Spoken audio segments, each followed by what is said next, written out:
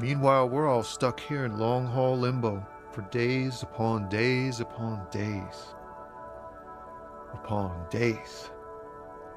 Yeah, exactly.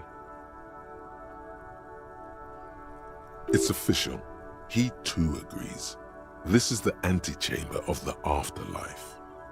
Feels like forever. Like I was born on this here roundabout and this was all I ever knew. Just me and the metal and the tires, the oil and the fumes and mazout.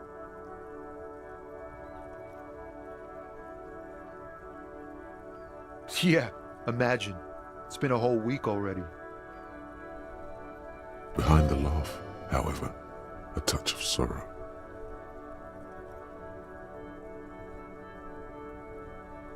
So tell me, what do you need?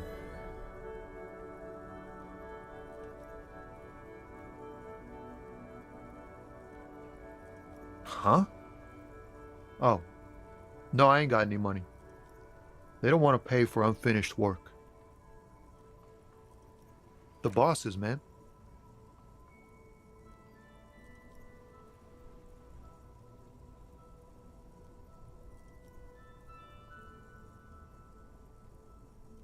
Yeah, it sure ain't good for me. Or you. I'd spare a coin or two for a city cop down in his luck. If I had, say, 4 myself. It's like, whatever's going on over at the docks. Workers got a blockade set up, making demands, no way in or out. Some pretty wild stuff, I hear. Like a giant new power crane in half the company? I forget what exactly. Good on them, I guess. I've heard talk there's a company rep in town, too. Like, a strike negotiator type. They'd know what's up.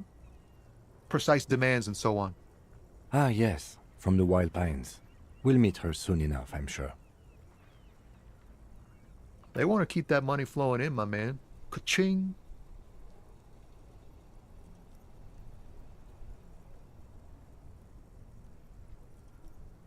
He doesn't blame them, but he's not on their side. That's for sure. Anything else? Yeah, this ain't really my area of expertise.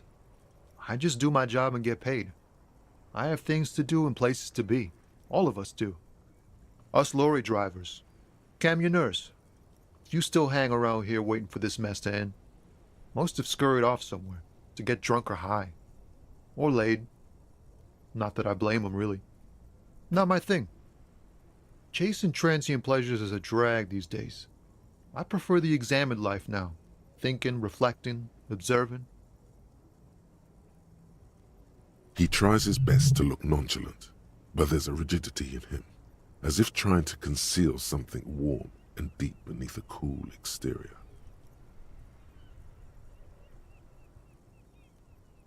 Oh, high-grade narcotics, illegal firearms, stuff like that.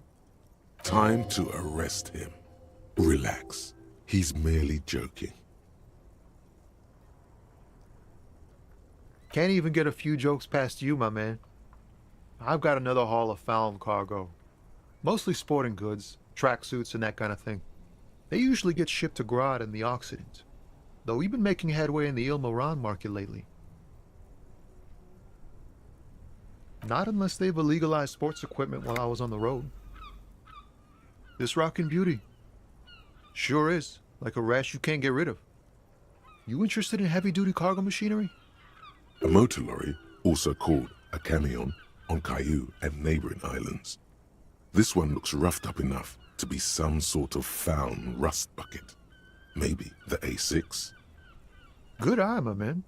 Yup, she's an old one, but reliable. Me and her spent a long time together.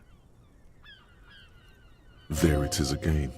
A little touch of sadness beneath his cool. He thinks he's spent too long in this lorry. We're pals and all, but I can't just freely hand out the merchandise.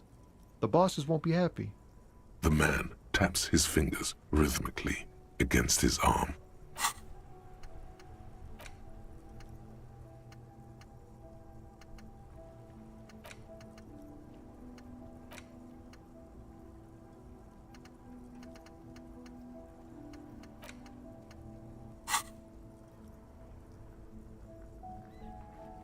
He ain't one of us drivers. I know that. All accounted for. Otherwise, I haven't really asked about that. Been wasting time right here. Keep him busy. It's easy to see he's telling the truth. He's kept his nose out of the dark stuff. Analyzing the fundamental structural and psychological conditions of being stranded in the midst of a sea of motor lorries and their sad, despondent chauffeurs. A sense of surprise there ain't more bodies hanging from more trees.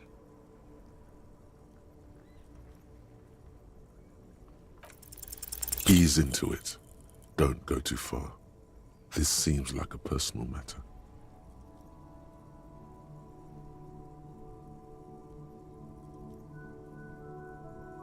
You really are the law, aren't you? I get that being bluntly observant and inquisitive comes with the territory, but it certainly doesn't help with your conversational skills, does it? That all the beans you got, Tommy? Damn, it really is hard to talk, man to man. Don't be a stranger.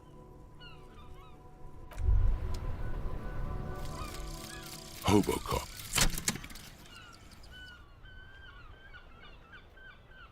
Technically, you wouldn't be a cop anymore, but a hobo. That would mean game over for the cop chapter of your adventures. But who knows where the hobo part takes you? To the bar? The old l'Assommoir? To the pier or the sewers? To Le Royaume, where for 300 years they interred the dead. You could plunder royalist crypts for long-forgotten triple malt bourbon, then fight the Aramakan beast that lurks the bottommost sepulchres. The secrets of the city are all yours at last.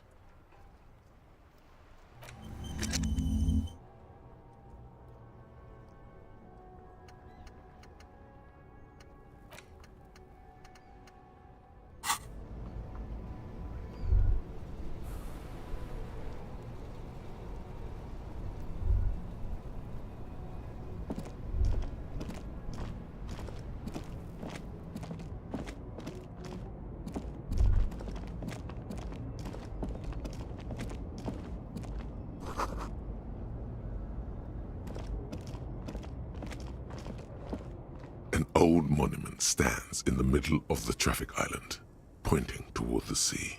It looks as if it's been reassembled piece by piece, secured and mounted in the air with the aid of numerous ropes and rods. A silver plaque on the statue's pedestal reads, "I am Philip III, the Squanderer, the greatest of the Philippian kings of Revachol, son of Philip II, the opulent, father of Philip IV, the insane." Not a good track record of mental health in that family. Even by the standards of the Philippian kings, old sumptuous Philip was known for his profligacy. Well, he blew through the whole national treasury, starting the decline of one of the penultimate century's greatest superpowers, the suzerain of Revachol. His own maladministration foreshadowed the fall of the monarchy during the anti-centennial revolution, an end to his family line and the monarchy on the Insulindian Isola. Stories have it that he had his bedroom converted into a treasure chamber where he stored unfathomable wealth, Krugerrands, bars of gold, ornate weaponry, armor, and various chalices. He called it the Sol Auron. It was obscene. There were whispers he slept on a huge pile of gold-dipped feathers, like some obese dragon, instead of a bed, like a normal person.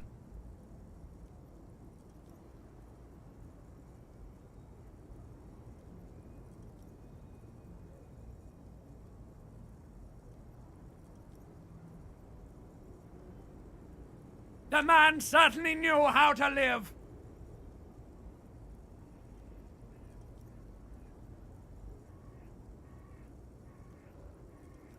But wait, you haven't even heard about his fabled cocaine addiction.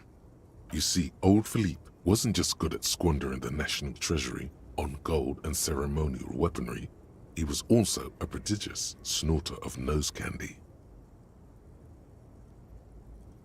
That's what the revolutionaries said 150 years later, right before they emptied out the royal mausoleum and dumped His Majesty's mortal remains in the Elysium Bay. His Majesty's courtiers said it helped him connect with the higher realms. Cocaine. Beneath the cold waters of the Elysium Bay, thrown there by the revolutionaries after they cleaned out the royal mausoleum. The original was blown apart by communards, then further damaged during the landing of the coalition's airships during the turn-of-the-century revolution, when Martinaise was leveled. Most historians think the coalition's hasty landing may have ultimately saved the statue. If the communards had more time, they would have reduced it up to even finer pieces. Some years ago, a group of liberal, artistically inclined individuals, designers mostly, thought it would be ironic to restore the statue of the most wasteful ruler of Revachol in the poorest part of the city. The statue is supposed to capture the moment it was blown apart, like an instant frozen in time, a rare butterfly trapped in amber, floating on a sea of shit. People in Martinaise tend to disagree, as do many prominent art critics and thought leaders with more nuanced social awareness than the young ironists. Philip III, the squanderer, however, with his bronze face up in the air, doesn't seem concerned about what the hoi polloi think of him in death. Not that he ever did in life either.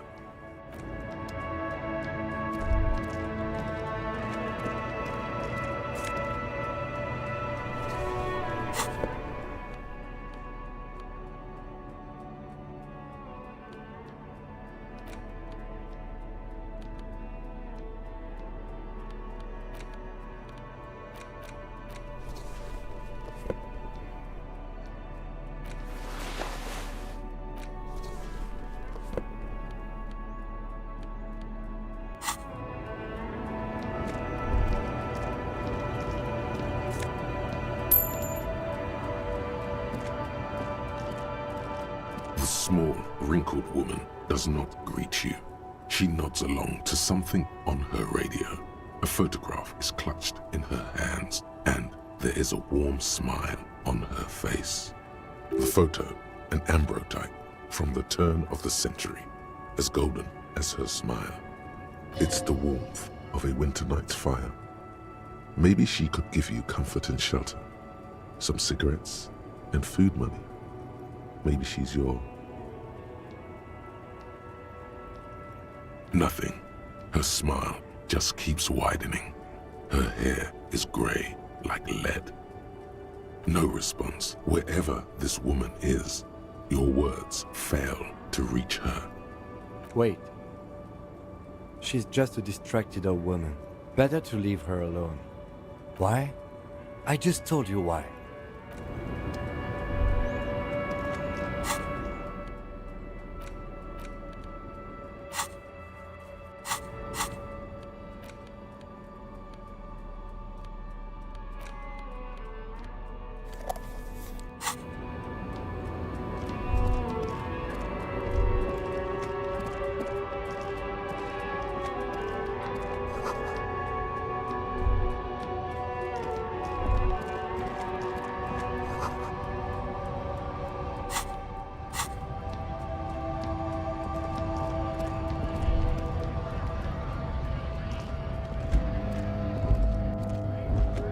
A lorry stuck in the traffic jam.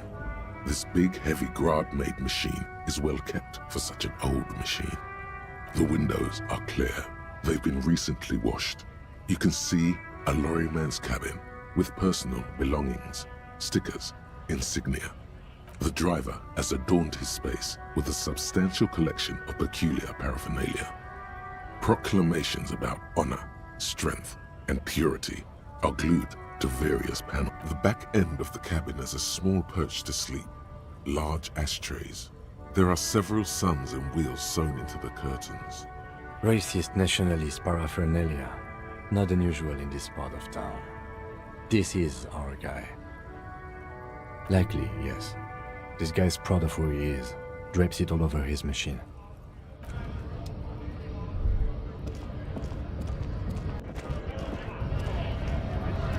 Bastards! We have a right to work!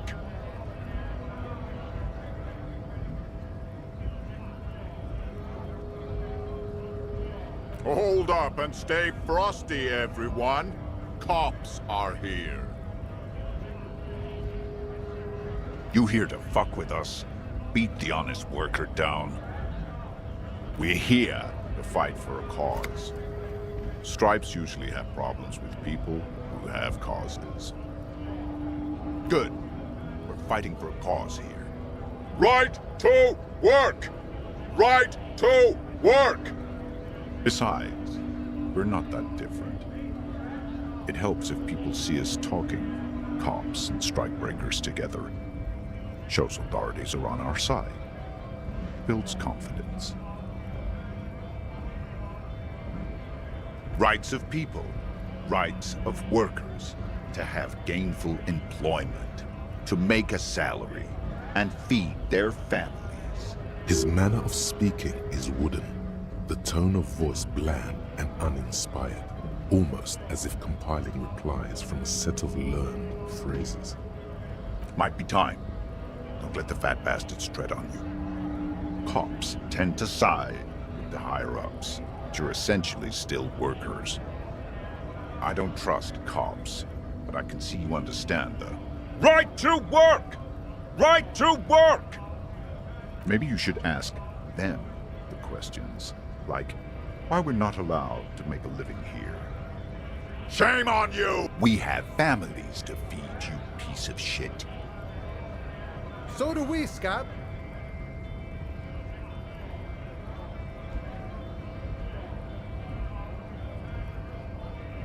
Have fun.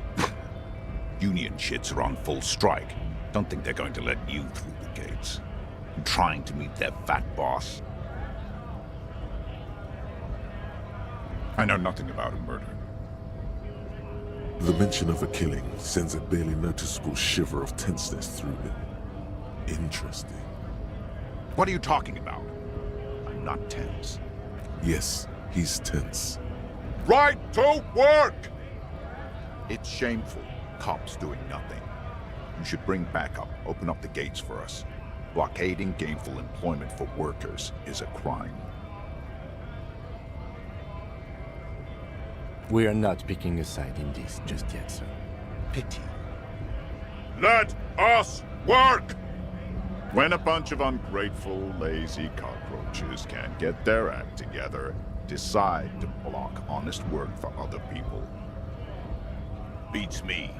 They mumble nonsense about boardrooms and workers' rights, while we have the right to work! There's something odd in the way he carries himself. His set of clothing looks vaguely mismatched. The different pieces of the attire seem ill-fitting.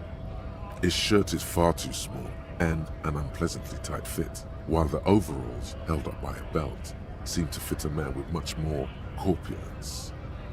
He ignores your question, choosing instead to turn to the emaciated workers, raising both fists in the air. The clothes are obviously not his. Silence is the answer. There's something off here, but he won't say what. You've been talking to him for quite a while now. Something is off with this guy. Ask him where he's from. Honest men and women with rights to work, to be useful, not toys for corporate interests. We came here to help the harbor run smoothly in time of crisis. If Union fucks... I have a question. Why do all these men follow your leadership? You think they follow because I'm big and loud? No. They follow the rules of the market, the rules of the economy, because they were given a job to do! We were promised work. We'd be in there, working, if the bastards hadn't shut the gates. Main gate's locked. Would take heavy ordnance to bust it open. Could try to get in through the secretary's office. Door's locked. The guards blocking the way to the access panel. And I don't mean the scrawny mess punk either. I mean head measurer. Or whatever he is. Huge Seminese guy standing up there on the overhead passage. Won't let anyone by. The access panel is right behind him. Bad. Standing on a narrow bridge, he's got a strategically advantageous position. And he's trained.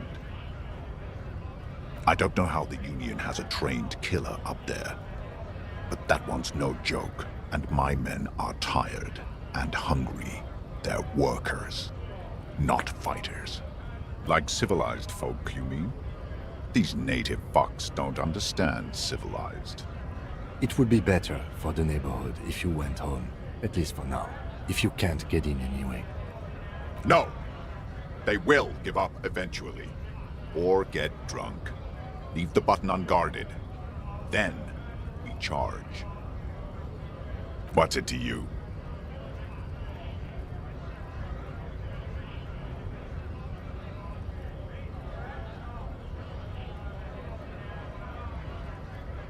Am I a suspect? Done no crimes. I only fight for the rights of people. We're all workers, right? Workers stick together. Came from the eminent domain, in Jamrock. Backgrounds in odd jobs, heavy lifting, cargo hauling, bouncer work. I know the drill.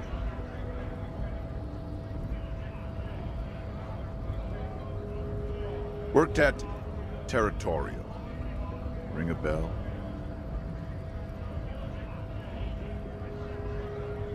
We're done here. I have a strike to break.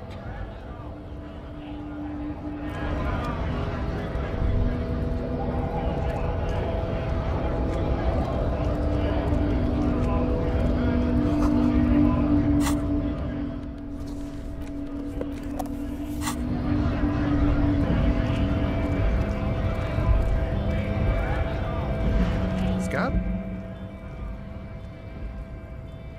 You're hazy on the notion of a scab. Smells like politics, though. Maybe it's got something to do with the flask he reaches for from time to time.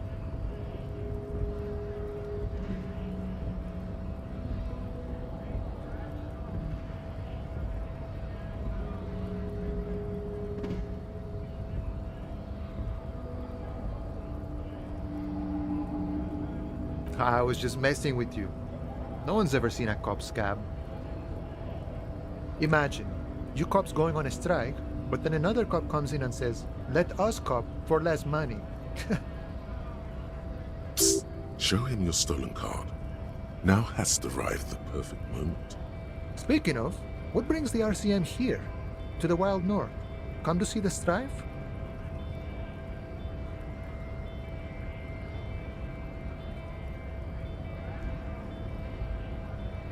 Murder, huh? That sounds like a lot of hard work. You'd never see me investigating a murder.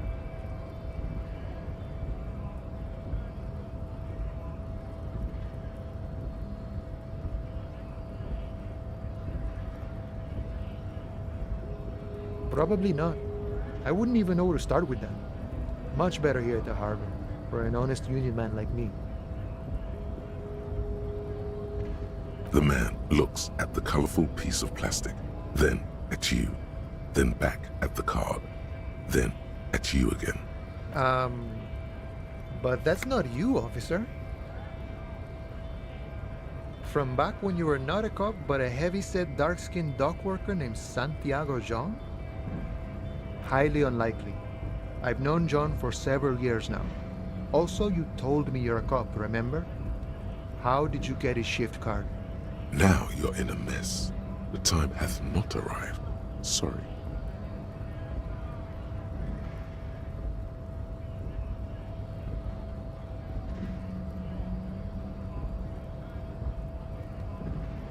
Oh, John's been out drinking himself blind again? He should watch his step, that John. Can I have the card? No, it will prove useful still. Believe your thieving fingers.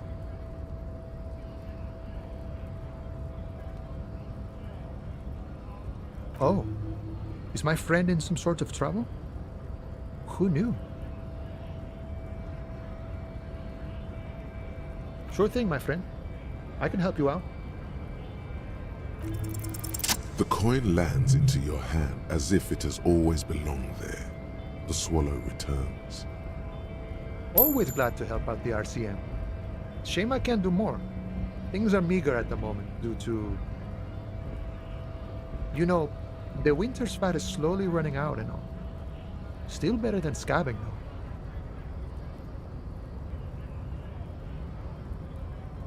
Nothing to worry about, really. The jam's a bit of a mess, cargo can't get in or out. The rationing is a bit stricter is all. Supplies should last a strike, though. I'm always glad to help out when possible. Not like these slithering scabs. You know, serious business. I'm sure the big boss will be glad to tell you. You'll have to ask him first. He's a chatty guy. Wants to talk about the strike. Return once you've met the union boss and are on a better footing with the organization. My friend, I respect the right to roam. The open range awaits. I don't operate in that capacity. I'm not a granter of passage. The passage grants itself.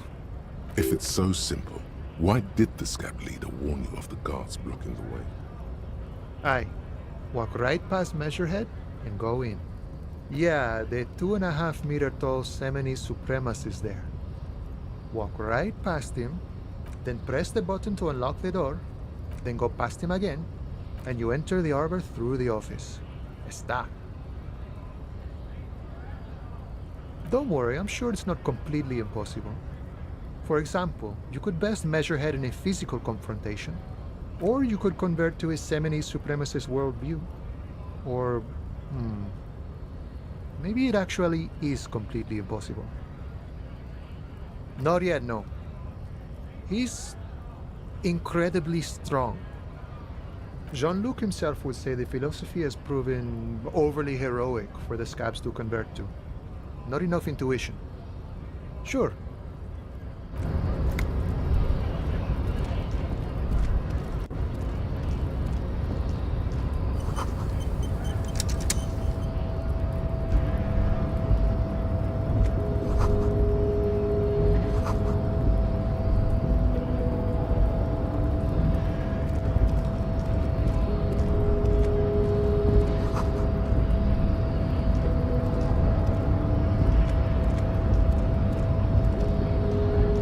Nobody betrays your degeneracy.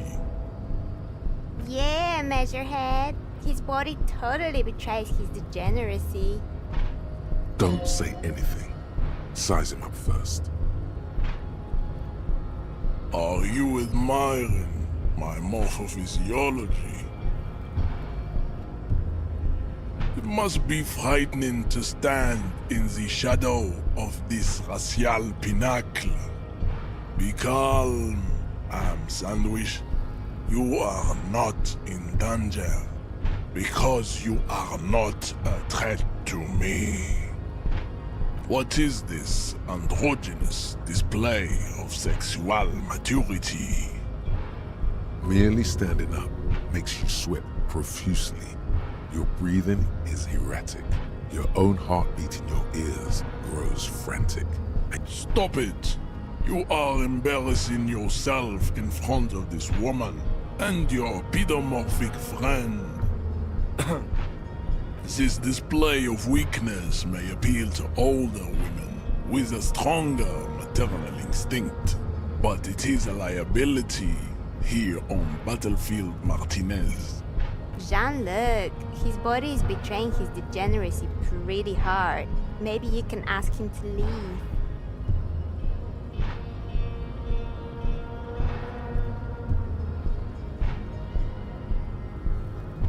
That is precisely the negligence that has led you to succumb to Al Ghul. You reek of it. An invisible sword of Al Ghul emerges from your throat. You cannot see it, but others can. It is making the woman in my company sick. Yes, Al Ghul. He means alcohol. Correct, my small skull servant. Al-Ghul is an ancient Ilmaran poison, a parasitic fungus that has colonized your race.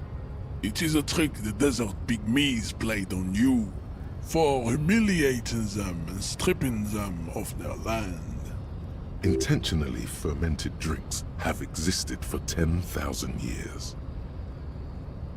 This is a fabrication the alchemists of Yizot and Bashir and their Rolam Al-Ghul have fed your people. Go on believing in it, race loser. Why don't you have another drink?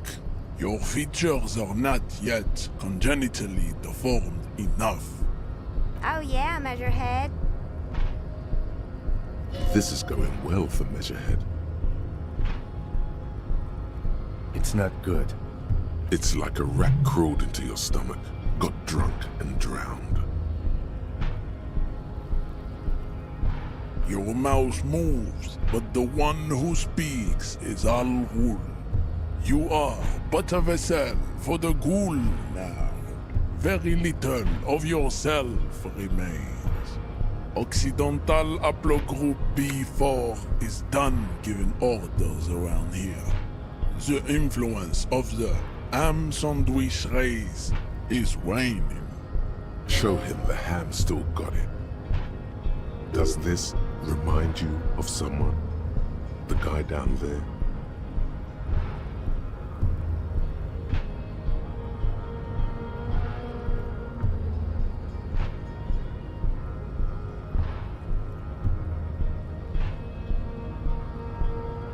Look at my chronology. I am the pinnacle of my haplogroup. The pink blob is a bad example, even of yours. It saddens me. You were once a noble and powerful race.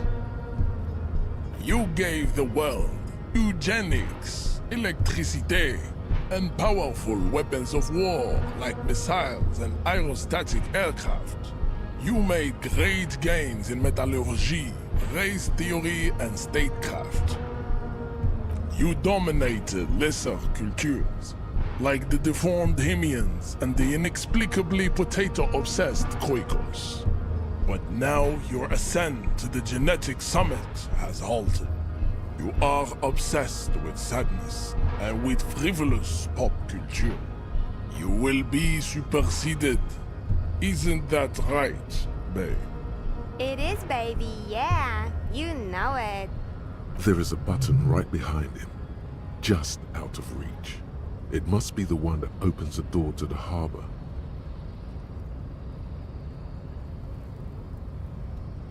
Enough with this begging.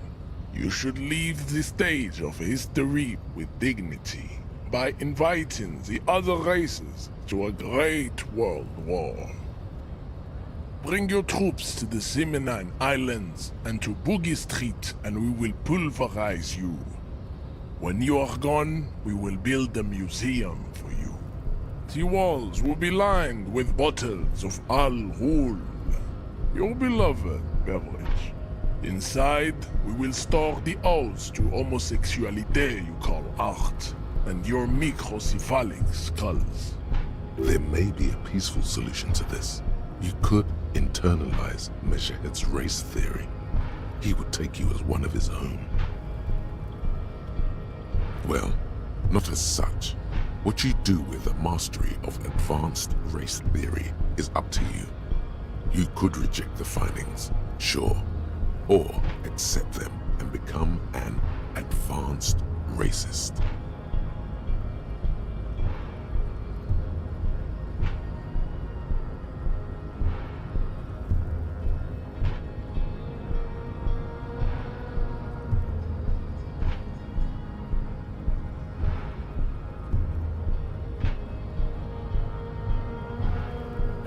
Don't be vulgar. White or not has got little to do with this. The race enigma. There must be some friction there. He's keeping it well hidden, however.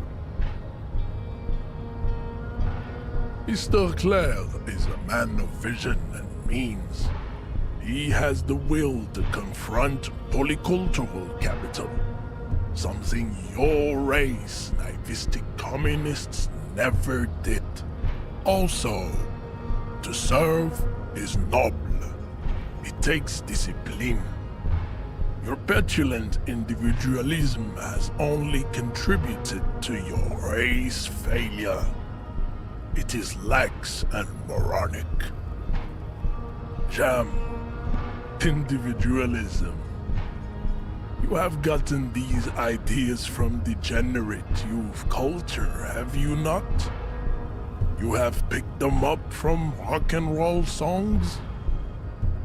Offshoots of the Seminoles people invented disco while having sex under the influence of cocaine. It is a shame upon my race. But what is done is done. I am not surprised you enjoy it so much. This has happened to many of the side products of the inevitable cultural victory of the Seminoles race. The South Island race, haplogroup A4A.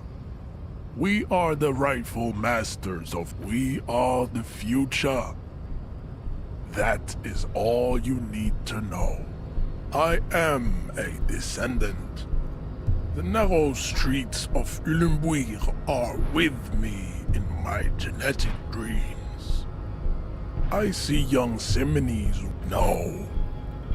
I have heard about it on the radio. He would be appreciative if you did not further chase this line of inquiry in front of the women. I'm from Couronne. And no, it is not just in Revachol. The city is central to the Seminoles strategy. You have heard enough about our phylogenetic secrets for today.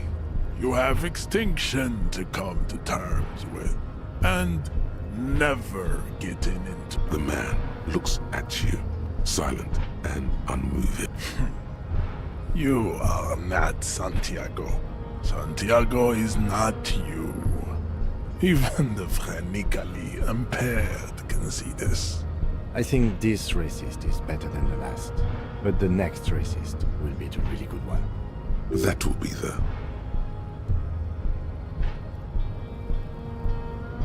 He will grant us 3 wishes. Your pedomorphic friend has quick wits. A protruding occiput. The lieutenant does not... You should keep him close.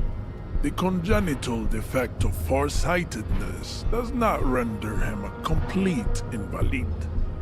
These racists are generally not very good examples of their race. I am not like them. I am craniometric perfection. I have taken the trouble to permanently draw a phrenologic grid on my skull and features. This should dispel any doubt. The drawings are precise and look true to their pseudo-scientific ambitions. One thing, however, it is not entirely free of throwbacks in the phylogenetic tree. His large jaw, for example, could be a trait indicative of criminalism. Also, his earlobes could be small.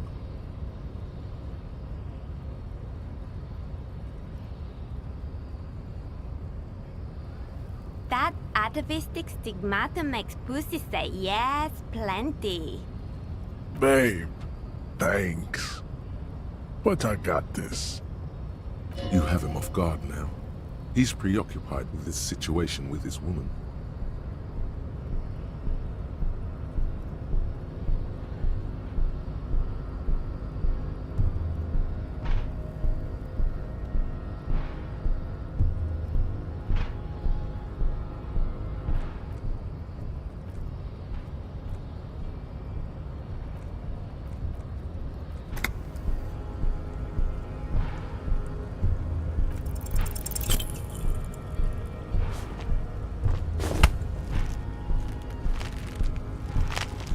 How did this happen?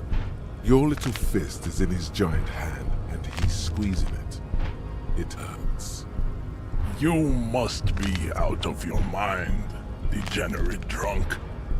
Say it. I am a degenerate alcoholic.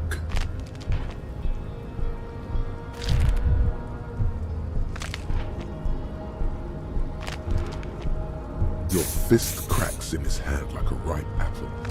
Pain shoots up into your brain as he's twisting it more. The words to the song have changed. Say.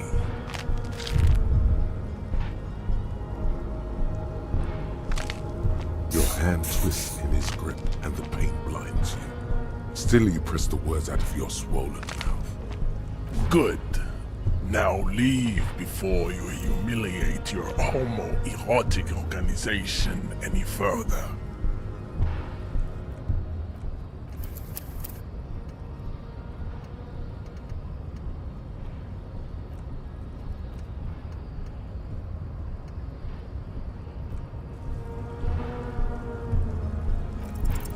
Ask what kind of races there are first. Classification is core to this stuff. Do you?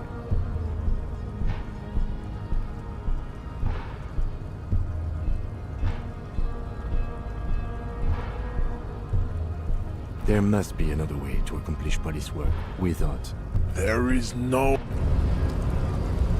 As you turn, a bright light catches your eye, making you squint. From a distant sunset, a stage light, flash photography, nowhere in particular.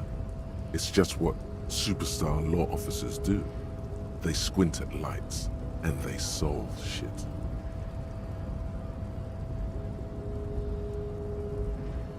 Yeah, you have. You're a big dick cop, Dick Mullen. Salam Rocky Baye, badass on the edge disco cop. Time to recede into a ludicrous fantasy world. Here we go. Camera, lights. Yeah, you know. Beneath it is just heartbreak, a pulmonary tract infection, atherosclerotic disease. This is where you say action and reconceptualize all that. Reinvent it as the world's first celebrity police officer. This is the beginning of your legend. With a sudden flash, the world freezes around you, and you along with it. In an iconic monochrome solution, a black silhouette against a rasterized orange world. It's on.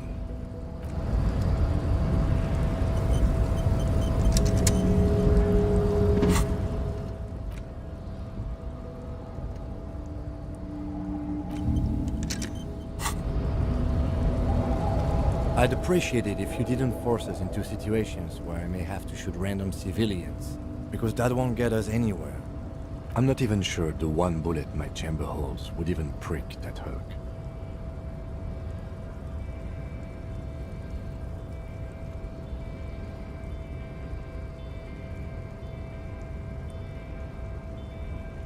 And you're just going to let him manipulate you like that? We are not here on some political quest. We are here to solve a crime. Don't make the situation any more volatile than it already is.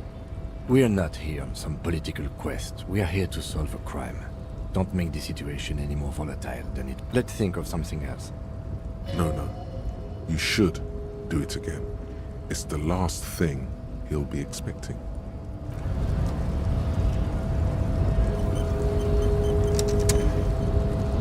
Your race descent has only worsened since I last saw you. You have really...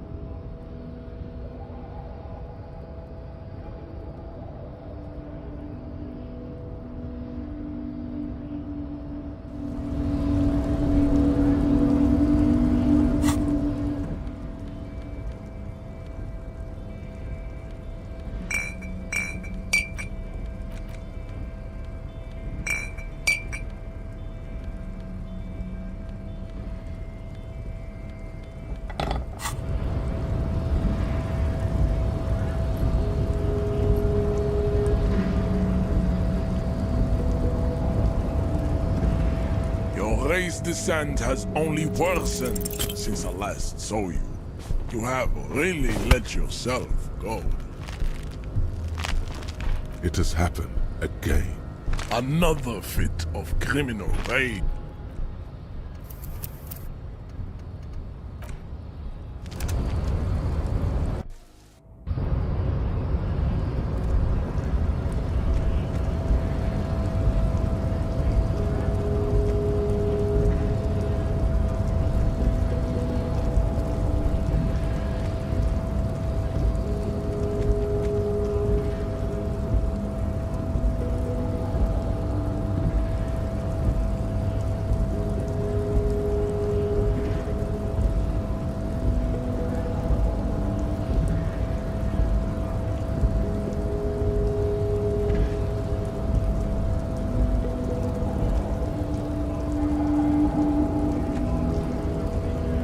I guess getting past the man ain't that simple after all. So, what now? Sorry, busy surveying the situation. I'm sure you'll figure something out. You guys have all sorts of gadgets these days. Wiretapping, telescopic batons, futuristic circuit bending to infiltrate harbor machinery. Maybe you could even knock that Kowalczyk crane over using some remote controls. Or calling in tactical air support. You guys have air support, right? Because we don't. We don't have air support or any of those other things. I get it. Hush hush about the secret technology. Something changes in his disposition. A merciful smile in the corner of his eye. All right, I may have some advice for you on how to deal with Jean-Luc there, out of solidarity to the RCM. It's low in technology, however. First, don't fight him, obviously. Second, get him to share his theory by being subordinate. Admit your lack of expertise. Basically grovel. That's how I do it. You're welcome. Maybe that would work. We'll have to see.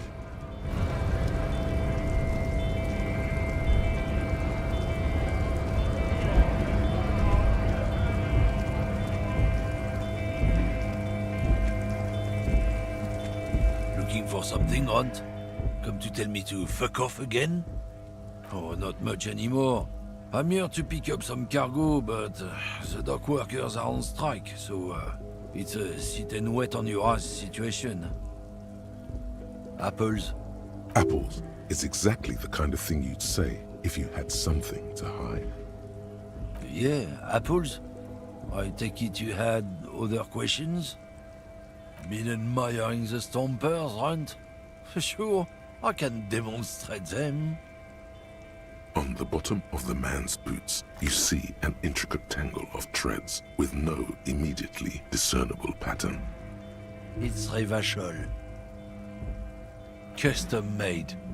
Cost me a pretty penny. You'll see when the time comes, officer. True patriots carry Revachol in their very souls. Technically, you're stomping on Revachol every step you take. Huh. I know you people don't understand poetry.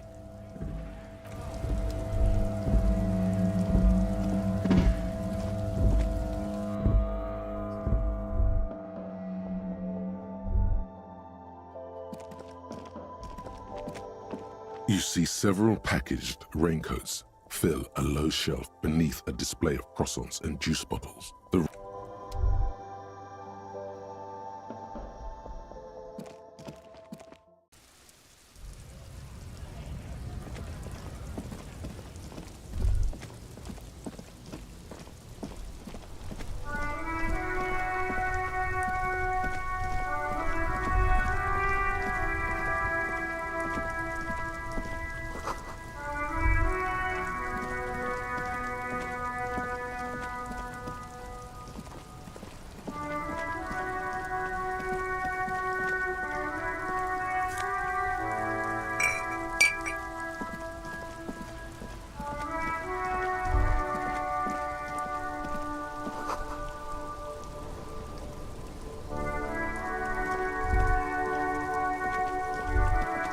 Life doesn't need to be a struggle.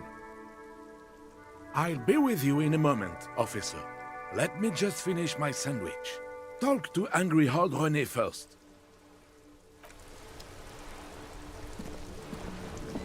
Have you no shame? Whining about your back every time you bring out the measuring tape. René, you're a man with a fork in a world of soup. Please, let's just try to enjoy the game, all right? I'm trying to, but you keep breaking my concentration. You're old. I can see that. We're both old. Now stop grabbing your ass like it's a girl. These manly men are playing balls. This is a ball game. Grab a ball and play it. Don't ask questions. Shoot first. Ask questions never. That's the spirit. Don't even waste your breath asking about the game. They wouldn't know anyway. They're way past their prime.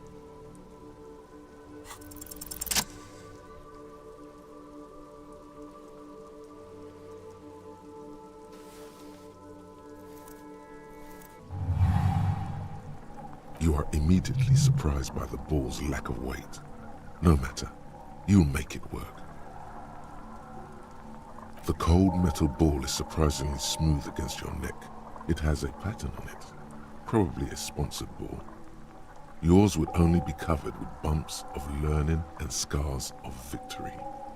Already your muscles are adjusting to the weight, the nervous system calibrating, until you and the ball have merged into a single entity.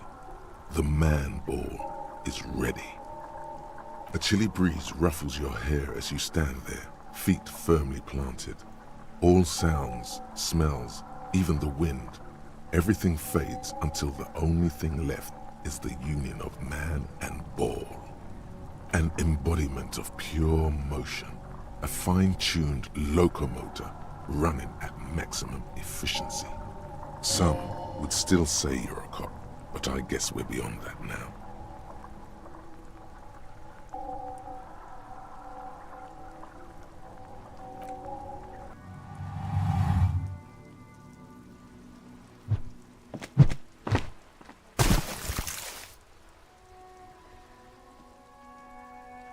Merde! Bordel de merde! A whorehouse of shit? It wasn't whorehouse of shit. The shot was at least 23 meters, probably 24, and then some. Nothing to be embarrassed about. What the hell is your problem? I don't care if you are a cop. You do not just ruin someone's game. It's so goddamn disrespectful. You vandalized our game, son. We can't play pétanque with 5 bull.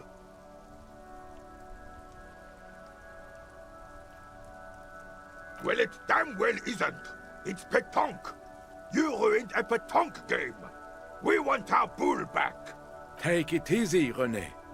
This is just a misunderstanding, isn't it, officer? No harm done. Of course there's harm done, you orange slug. You owe us a goddamn bull. Good. Mistakes are forgiven, when men at least try to right their wrongs. I believe you will try. Now, why did you approach us? Yes, why did you come here? It's unlikely they know anything about the murder. Just talk. It'll smooth things over. Old people like attention. Yes.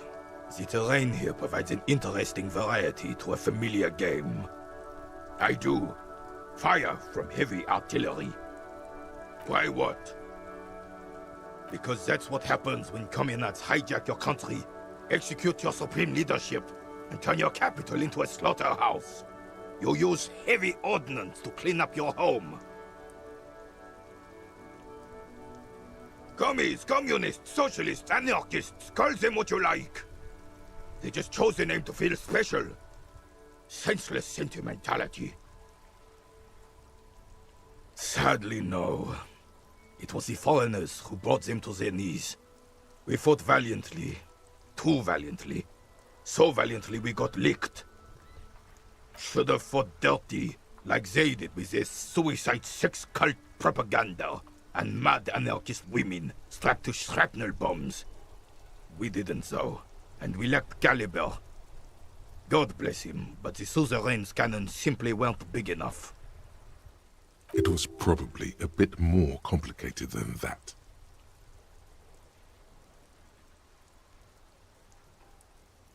Because this place is a damn beachhead. Had to soften the commies up first. Yes, the military coordinated amphibious landing to take back Revachol. He finds your lack of historic knowledge troubling, a sign of mental deterioration in the preceding generations. Martinez was used as one of the 3 footholds in Revachol during Operation Deathblow in 08. The other 2 are off in Stella Maris and the Delta. This here is Blood Ground, where Coalition boots first made landfall and cleaned those rabid dogs out. Most likely, we're playing pétanque on their mangled corpses. Blood ground. You got old René going there. Like he isn't hungry enough already. Damn right, son. They laid the fire of hell on this city before they stormed it. And it worked, too. The rest of the city got cleaned up, but Martinez they keep as a monument. And now the Union Socialists are practically running the place. Well, it's your own damn fault. You, we, the coalition, Revachol, whoever you want to blame, never finished the job. Officially, the party never surrendered. Of course they still hold influence. You don't even begin to truly understand the players on the table, let alone the specific circumstances surrounding the... What do you think? Thinking men have opinions on these things. Present one.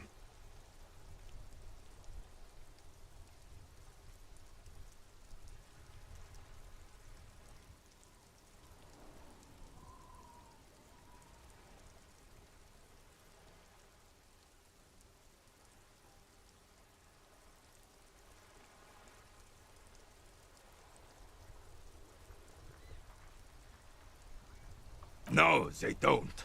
But I'm sorry it had to be the Coalition.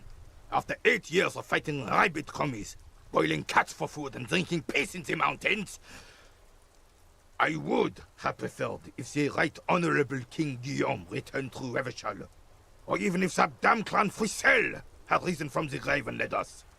Sadly, that was not the case. This royal failure weighs heavily on him. Instead, all that is just, holy, and beautiful in the world was wiped away, and now it's neon signs with toothpaste ads everywhere. Foreign influence peddling garbage and stupid music on the radio. This is just what the commies wanted. This was their plan all along. This is what they wanted to replace the role of the suzerain with. It doesn't. That was 100 years ago. Ain't got nothing to do with anything. Damn Frissel. He was the king we couldn't protect. The Carabineers failed him, and the crown. He died in the hands of the Hyperlay, in a very public execution. He slouches as he says that. It makes him smaller, admitting they left the king to the mob. A true king in both blood and mind led Revachol before Frissel. He would have been better, but the damn commies drove him into exile. Some manner of self-deceit is present in his thinking. Sounds like this Guillaume abandoned him, and he doesn't want to admit it. The suzerain is the king! Has everyone forgotten already? They've forgotten already. It's no use talking to you. You were still in Daddy's balls when it happened. When we took our last stand against the Filth and rode the cavalry straight into gunfire.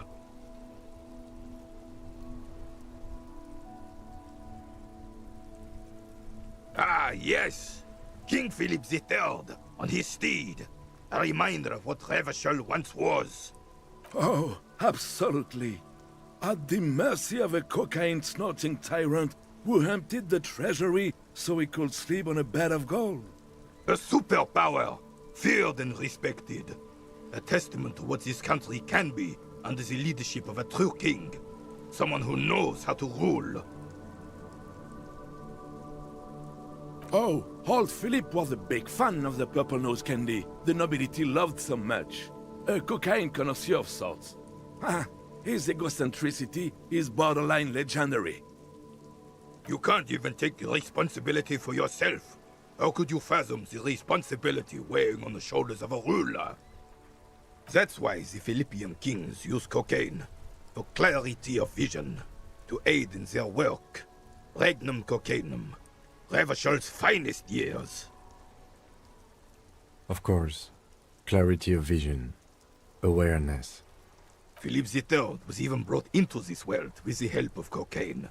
The court made him administer the dose to his mother when she was in labor, and it is well known that with the help of cocaine, only the purest, of course, he was able to connect with higher realms. Higher realms. Of course, it all makes sense. He's just making excuses for the king's habits, isn't he?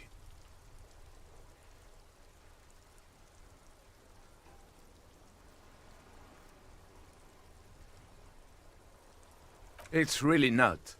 Please, do spare us the cocaine fairy tales. Yes, indeed. We're not here to investigate the drug trade of centuries past. Decisively, without fear of offending the sensibilities of the frail and weak-minded among his subjects. This is something the insurgents never understood. Revachol would be a different place if more people realized that. We could still be the... Don't get started on that again. What happened, happened. The carabiner doesn't reply, but his entire being communicates unbreakable resolve. No one and nothing can change this man's mind. He is as rigid as they come, still in that antique uniform. It's a symbol for him. Right. Unfortunately, I don't. Unlike most of the locals, I have no qualms about assisting law enforcement. But this affair has passed me by completely. In Martinez, the union is the law, so can you really blame them? Cop is a pejorative term. I don't have a problem with policemen. On the contrary, I admire the effort to bring order to our streets. He doesn't know about the crime. Your time is better spent discussing politics. I'm confident they are indispensable in regard to all the paperwork and other administrative duties.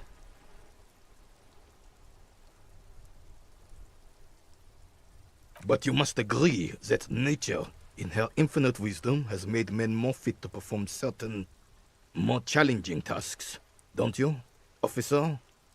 No reason to even feel bad about that. It's just the way of the animal kingdom.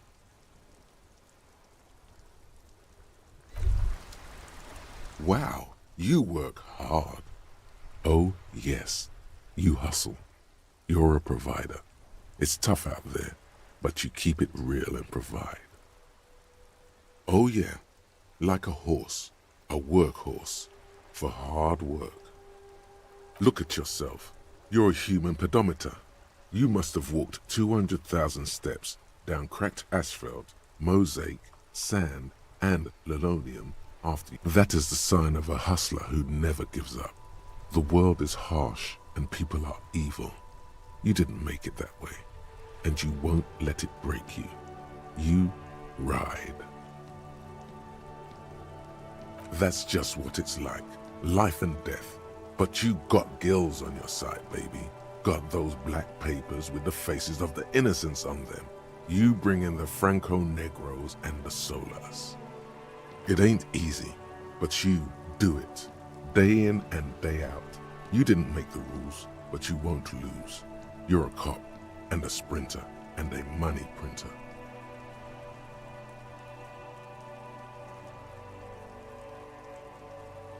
You didn't log that in as a donation either. You don't log any of that shit in. You're a straight rider. Sure, sure. And has it been easy? Is life easy? Have you not gone into cardiac arrest?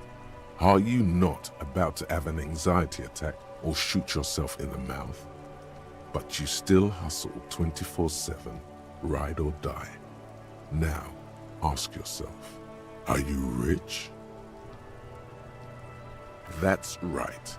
You work harder than anyone. You almost rode yourself to the grave and you're still practically a hobo. Why is that?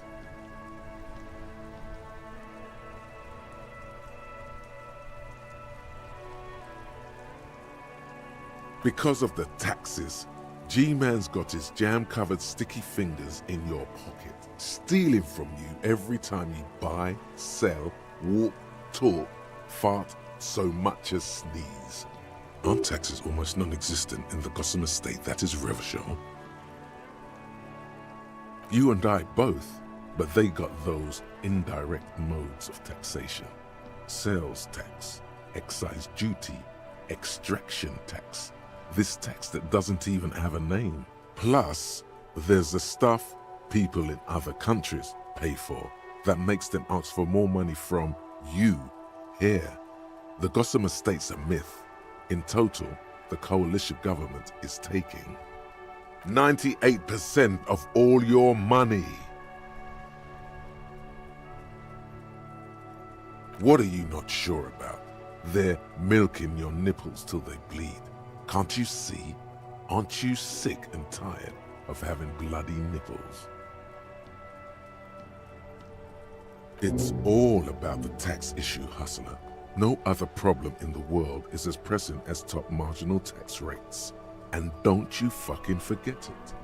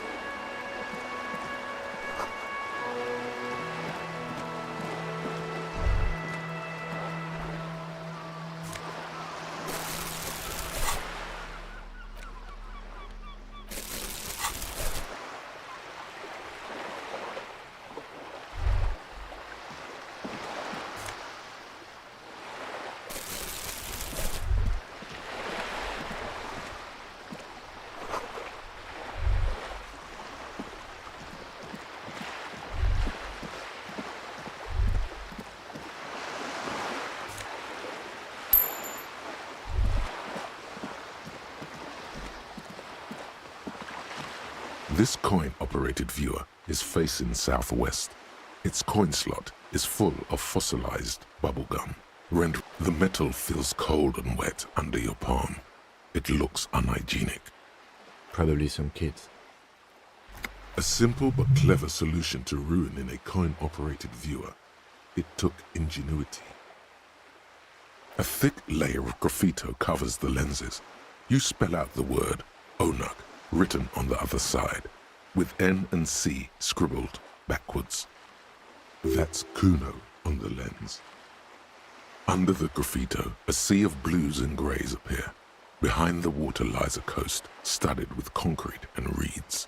On it, a church on stilts, lanky weather-worn wooden planks, an X-shaped cross topping its tower. You know this to be the star of Pericarnassus, or the Cairo, the central symbol of the Pericarnassian church, a star, a great moral height to be strived towards.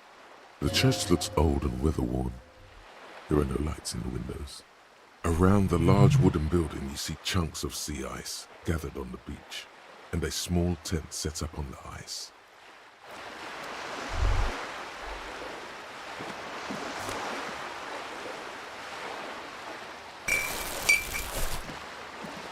This coin-operated viewer is facing south. The instruction manual says to insert 20. Why place a tourist attraction in the middle of such poverty? There was a revitalization project in '49. A design studio tried restoring Martinez to its pre-war glory. It didn't stick. They got as far as the street lamps and the statue on that intersection. Then something went sour. I suspect that something was Everard Clare, the union leader. He muscled them out. It's hard. We should have done something about the union 10 years ago. That ship has sailed, officer.